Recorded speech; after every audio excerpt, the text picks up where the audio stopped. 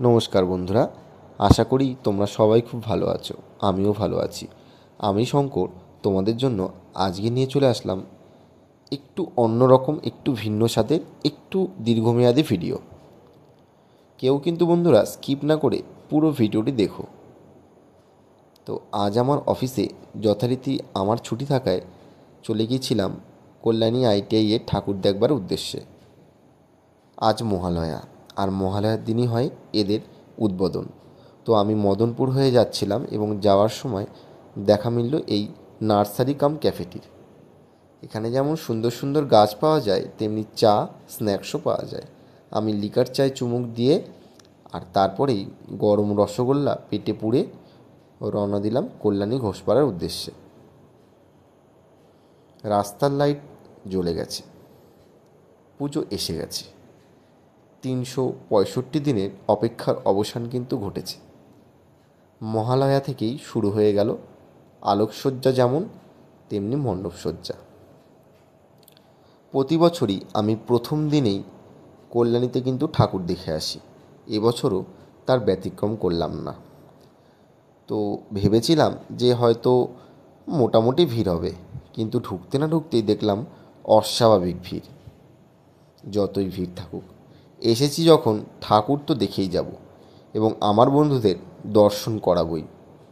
তাই লাইনে দাঁড়িয়ে ঢুকে পড়লাম কল্যাণী ITI-এর মণ্ডপের ভেতরে। বলে রাখি, এবারের থিম কিন্তু মায়ানমারের সিনবিয়ম প্যাগোডা মন্দির। ধন্যবাদ জানাই কল্যাণী ITI লুমিনাস ক্লাবকে এত সুন্দর একটি ভাবনা আমাদের সামনে তুলে ধরার জন্য। মণ্ডপের ভেতরে যত ঢুকছিলাম, সাইডের কাজগুলো দেখে চোখ জুড়িয়ে যাচ্ছিল। সত্যি অসাধারণ কাজ করেছে কল্যাণী ITI। এবং ধন্যবাদ জানাবো সরকার ডেকোরেটার্সকে। শুনেছি সরকার ডেকোরেটারই প্রতি বছর এই মণ্ডপ করে থাকে। প্রত্যেকটা শিল্পীকে অনেক ধন্যবাদ জানাই। তো যত ভেতরে ঢুকছিলাম এবং প্রত্যেকটা ভেতরের কাজ দেখে চোখ জুড়িয়ে যাচ্ছিল।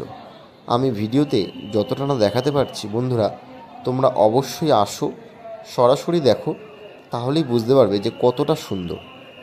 বলে রাখা ভালো যে এই কল্যাণী ITI-এর পুজো কিন্তু আগামী 23 তারিখ থেকে সবার জন্য খুলে যাচ্ছে, মানে সর্বসাধারণের জন্য এটা ওপেন হয়ে যাচ্ছে।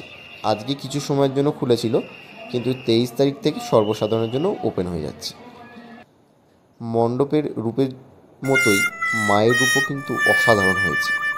তারপরেই আমি এই যে ঘেমো মুখে ছবি তুলে নিলাম কটা। আর মেলাও প্রতিবারের মতো এবারও বসে গেছে। বন্ধুরা, এই ছিল আমার ব্লগ ভিডিও। ভালো লাগলে অবশ্যই লাইক, শেয়ার ও কমেন্ট করে দিও। তোমাদের সাথে দেখা হচ্ছে পরে ভিডিও।